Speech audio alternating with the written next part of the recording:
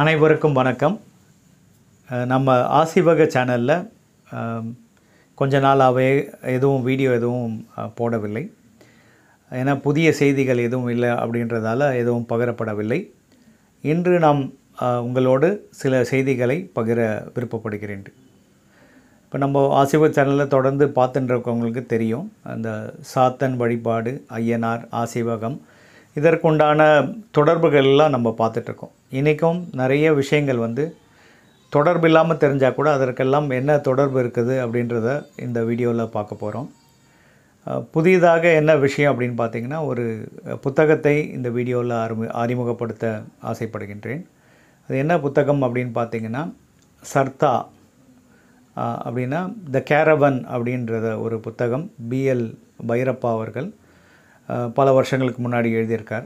அந்த புத்தகத்தில் உள்ள சுவாரஸ்யமான விஷயங்கள், அது எப்படி சாத்தனோட ஒத்துப்போகும், அதை பற்றியெல்லாம் இன்றைக்கி பார்க்க போகிறோம்.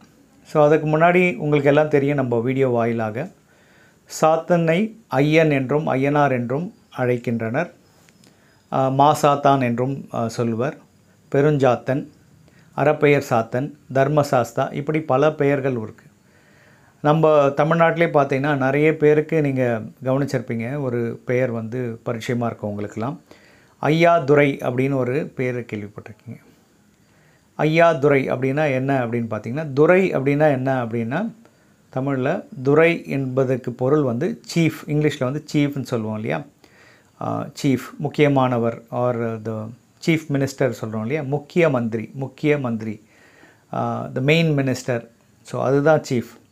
ஸோ ஐயாதுரை, ஐயானாலும் சீஃப் தான், துரைனாலும் சீஃப் தான். நம்ம பார்க்குறோம் இல்லையா, எப்படி ரெண்டு வேர்ட் ஜாயின் பண்ணி ரெண்டுத்துக்கும் ஒரே பொருள் தான் இருக்கும், அதை நம்ம யூஸ் பண்ணிகிட்ருப்போம்.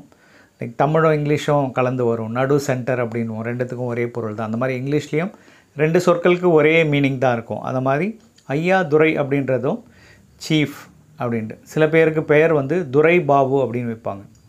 துரை அப்படின்னா சீஃப், பாபு அப்படின்னா மகன். ஸோ சீஃபோட சன்னை துரை பாபு அப்படின்னு வைப்பாங்க. இந்த ஐயாதுரைன்ற பேரும் ரொம்ப ஃபேமஸாக இருந்திருக்கு. ஸோ இந்த பிரிட்டிஷர்ஸ்லாம் பார்த்திங்கன்னா தமிழ்நாட்டில் துரை அப்படின்னு தான் அழைப்போம். அந்த துரைன்னா சீஃப் அப்படின்றத இன்றைக்கி எஸ்டாப்ளிஷ் பண்ணுறோம் இங்கே. ஸோ இந்த பெயர் ஐயன் அந்த மரபுலேருந்து தான் எல்லாருக்கும் இந்த பெயர் சூட்டப்படுகிறது. ஐயன் அப்படின்னா உயர்ந்தவன், சீஃப். ஓகே, அந்த மாதிரி பொருளில் தான் வருது. தகப்பன் ஸ்தானத்துலேயும் வருது. ஃபாதர் ஆல்சோ இஸ் கால்ட் ஐயன். ஓகே, ஆல் ரெஸ்பெக்டபிள் அப்படின்னும் நம்ம சொல்லலாம். ஸோ அடுத்த விஷயம் நம்ம பார்க்க போகிறது, இன்றைக்கி ஒரு புத்தகத்தை பற்றி நான் சொல்லியிருந்தேன், த கேரவன் பை எஸ்எல் பைரப்பா. இதுதான் அந்த புத்தகம், சர்த்தா அப்படின்னு சொல்லிட்டு. ஸோ சாத்தன் அப்படின்ற வார்த்தை எங்கேருந்து வருது? சர்த்தா, சாத்தன் எல்லாம் ஒரே வார்த்தை. சாத்தன் அப்படின்னா சாத்து வணிகர்களை தான் சாத்தன் அப்படின்றோம். நம்ம ஐயனாராகிய ஆசீவகத்தின் மர்க்கலி என்ன பண்ணிகிட்டு இருந்தால் நம்ம ஏற்கனவே சொல்லிட்டு இருந்தோம். இஸ் பார்ன் ஒரு குறுநில மன்னராக பிறந்தாலும் ஒரு போர் வீரனாகவும் இருந்து அதுக்கப்புறம் வாணிகத்திலையும் ஈடுபட்டு வர்த்தகத்தில் ஈடுபட்டு இந்தியா உலகம் முழுவதும் சுற்றி வந்தவர். வர்த்தகத்தில் கொடி கட்டி பறந்தவர் நம்ம சாத்தன். ஸோ சாத்தன் அப்படின்னாலே வணிகர். அவங்க எப்படி வணிகம் பண்ணாங்கன்னா, த்ரூ கேரவன்ஸ். இன்றைக்கி கேரவன் அப்படின்ற பெயர் கேட்டாலே நம்ம சினிமா இண்டஸ்ட்ரியை தான் இது பண்ணுறோம். ஸோ ஹீரோயின்லாம் அவங்க கேரவன் போயிருக்காங்க, கேரவன்லேருந்து வராங்க. Caravan is a sophisticated vehicle. அதிலே நீங்கள் படுத்து தூங்கலாம், அதிலே டாய்லெட் இருக்கும், அதிலே டைனிங் டேபிள் இருக்கும், சாப்பிடலாம். ஒரு வண்டியை ஒரு வீடு மாதிரி மாற்றிருப்போம். அன்றைக்கும் அதே தான் பண்ணியிருக்காங்க. நம்மளுடைய பழைய இந்த ஆற்றுப்படை அந்த நூல்கள்லாம் பார்த்திங்கன்னா, இந்த பாணர் ஆற்றுப்படை, பெரும்பான் ஆற்றுப்படை எல்லாம் இந்த வணிகத்தை பற்றிலாம் சொல்லியிருப்பாங்க. எப்படி அந்த கேரவன் மூவ் ஆயிடுச்சு, அந்த கேரவனோட மேலே கோழி எல்லாமே எடுத்துகிட்டு போவாங்க. ஸோ அங்கங்கே நிறுத்தி சமையல் பண்ணி சாப்பிடுவாங்க. அவர்களுக்கு பாதுகாவலராக வீரர்கள்லாம் வருவாங்க. கூட யானை, குதிரையெல்லாம் போகும். நிறைய அரிதான பொருட்களை, லைக் தங்கம், வெள்ளி, அந்த மாதிரி பொருட்களை அதில் மறைத்து கொண்டு போவார். ஏன்னா யாருன்னா அதாவது அதை சூறையாடிடுவார்கள் அப்படின்று நிறைய பாதுகாப்போடு செல்வர் அப்படின்ற செய்தி குறிப்பு இருக்குது. அதே போல் அந்த புத்தகத்தில் சுங்கவரி பற்றியும் நிறைய பேசியிருக்காங்க. ஒரு நாட்டை கடக்கும்போதும் அந்தந்த நாட்டில் வசூல் பண்ண வேண்டிய வரிகள், அந்த பொருட்களுக்கு எந்தெந்த பொருட்களுக்கு எந்தெந்த மாதிரியான வரிகள் என்று.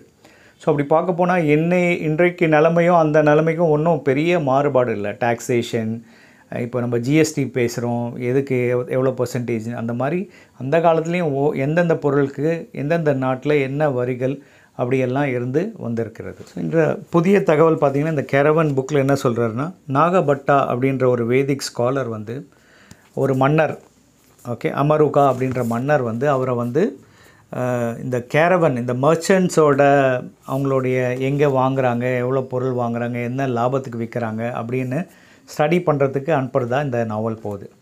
இது வந்து 8th செஞ்சுரியில் நடக்கிற மாதிரியும் சங்கரர், குமரில பட்டர் இருந்த பீரியடில் நடக்கிற மாதிரி ஒரு இமேஜினேஷன் ஸ்டோரியை தான் எழுதியிருந்தாலும், இந்த ஸ்டோரி நம்மளுடைய ஐயனாராகிய சாத்தனுடைய அவருடைய காலங்கள் எப்படி இருக்கும் அப்படின்றத நமக்கு அழைச்சிட்டு போகிற மாதிரி இருக்குது. இதில் வந்து எப்படி அவங்க வந்து கூட யாரெல்லாம் கூப்பிட்டு போவாங்க, அந்த வண்டிக்கு எதனா ஒன்று ஆயிடுச்சுன்னா கூட கொல்லர்கள் இருப்பார்கள், மரத்தச்சர்கள் இருப்பார்கள் அப்படின்ற விஷயங்கள்லாம் இதில் நிறைய இருக்குது.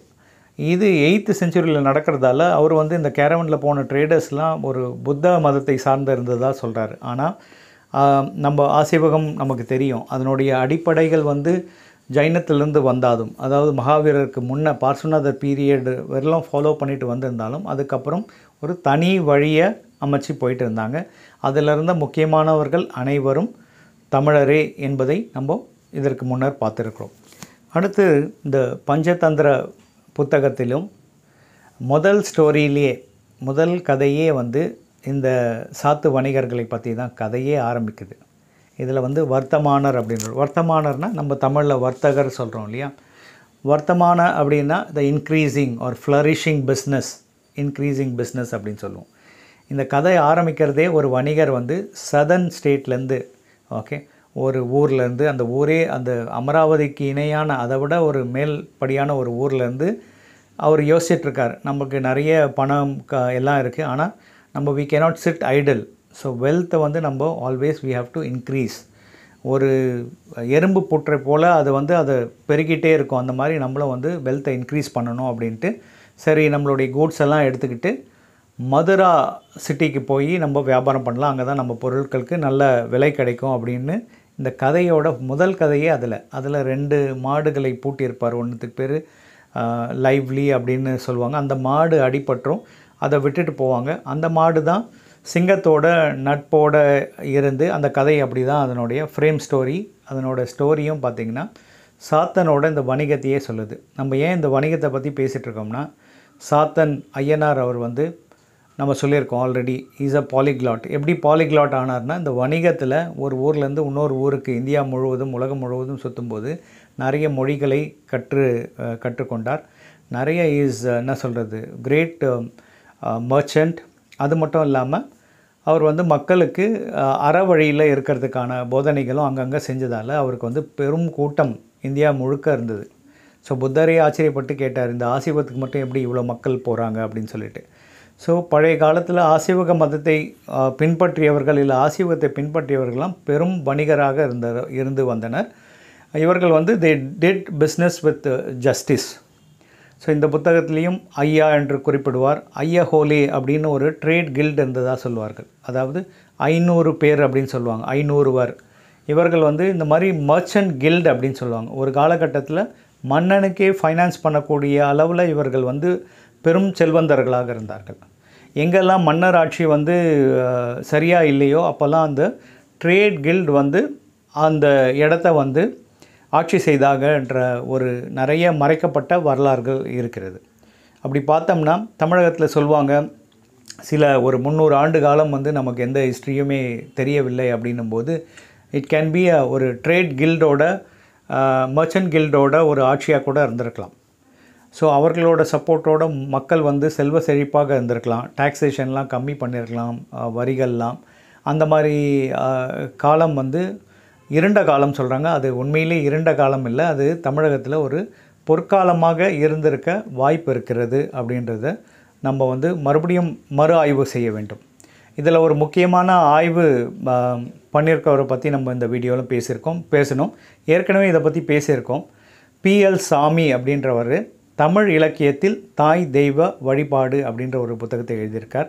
அந்த புத்தகத்தோட லிங்க்கை வந்து இந்த வீடியோவோட டிஸ்கிரிப்ஷனில் கொடுக்குறேன்.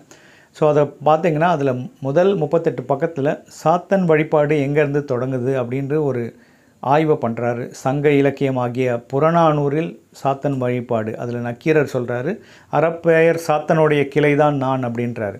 ஸோ அந்த வழி வந்தவன் அப்படின்னு நக்கீரர் சொல்கிறாரு. நிறைய சங்ககால புலவருக்கு சாத்தன் என்ற பெயர் இருந்தது. ஏன்னா அவர்கள் சாத்தனை வழிபட்டார். சிலப்பதிகாரத்தில் சாத்தனோட ரெஃபரன்ஸ் இருக்குது. ஒட்டக்கூத்தர் எழுதிய தக்கையாபரணியில் சாத்தனோட ரெஃபரன்ஸ் இருக்குது.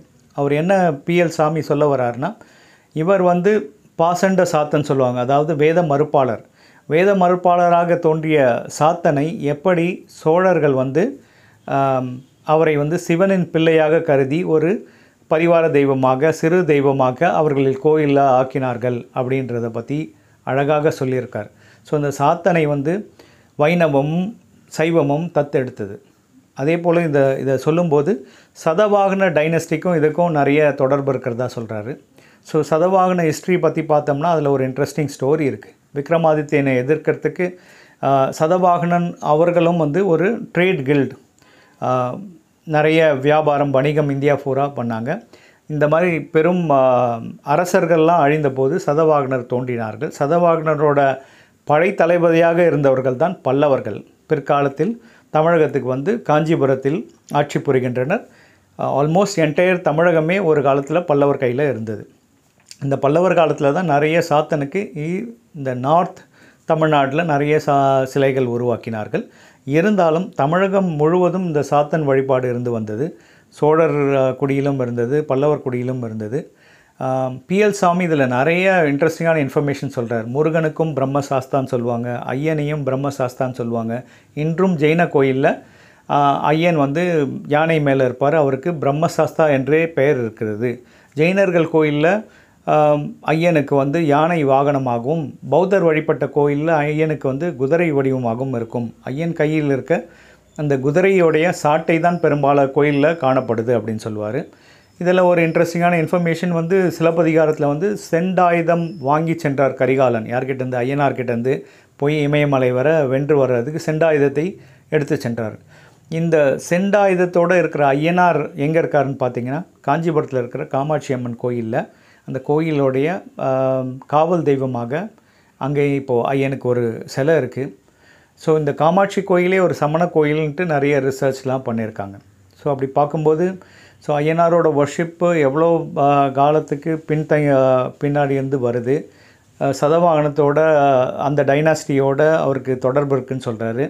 அதே போல் சதகர்ணி, அதுதான் தமிழில் வந்து சிலப்பதிகாரத்தில் குறிப்பிட்ட நூற்றுவர் கண்ணர் அப்படின்னு சொல்லிட்டு PL சுவாமி சொல்கிறார்.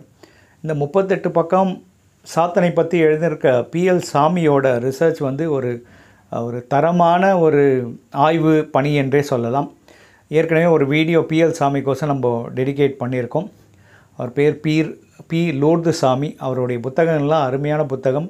இன்றும் இன்டர்நெட்டில் நிறைய புத்தகம் அவரது கிடைக்குது, நீங்கள் போய் அதெல்லாம் படிக்கலாம். ஸோ இன்றைக்கி புதிய தகவல் பார்த்திங்கன்னா, சாத்தனுடைய காலம் எப்படி இருந்தது, அந்த வணிகம் எப்படி இருந்தது அப்படின்றத பார்க்கணுன்னா, இப்போது இந்த பைரப்பாவுடைய புத்தகம்லாம் நிறைய மொழியில் மொழிபெயர்த்திருக்காங்க. தமிழ்லேயும் மொழிபெயர்க்கப்பட்டிருக்குது. ஆங்கிலத்தில் அவர் ஒரு கன்னட ரைட்டர். ஆனால் அவருடைய இமேஜினேஷனில் நீங்கள் அந்த காலகட்டம், அதாவது இன்றிலிருந்து ஒரு 2600 ஆண்டுகளுக்கு முன்பு எப்படி வர்த்தகம் தொடங்கியது, எப்படி அவங்கெல்லாம் பண்ணாங்க. இன்றைக்கும் பார்த்திங்கன்னா வர்த்தகத்தில் கொடி கட்டி பறக்கிறவர்கள் பார்த்திங்கன்னா ஜைனத்தில் இருக்கிற இன்னொரு பிரிவினர் ஸ்வதம்பரர், ஆடை உடுத்தியவர்கள். அவர்களோட ஃபிலாசபியும் நம்மளுடைய தமிழ் ஐயனுடைய சாத்தனோட ஃபிலாசபியும் ரொம்ப ஒன்றி போகுது. அவர்கள் தான் இன்றைக்கி வந்து கொடி கட்டி பறக்கிறார்கள். ஸோ வர்த்தகத்தோடையும் சாத்தனுடைய நம்ம ஐயனாருடைய தொடர்பையும் புரிஞ்சுக்கிட்டால் இன்னும் நம்ம வந்து நிறைய விஷயங்கள் வந்து ஆராய வேண்டியது இருக்குது. இந்த வீடியோ, இந்த தகவல்கள்லாம் உங்களுக்கு பயனுள்ளதாக இருக்கும் என்று நம்புகிறேன். நன்றி, வணக்கம்.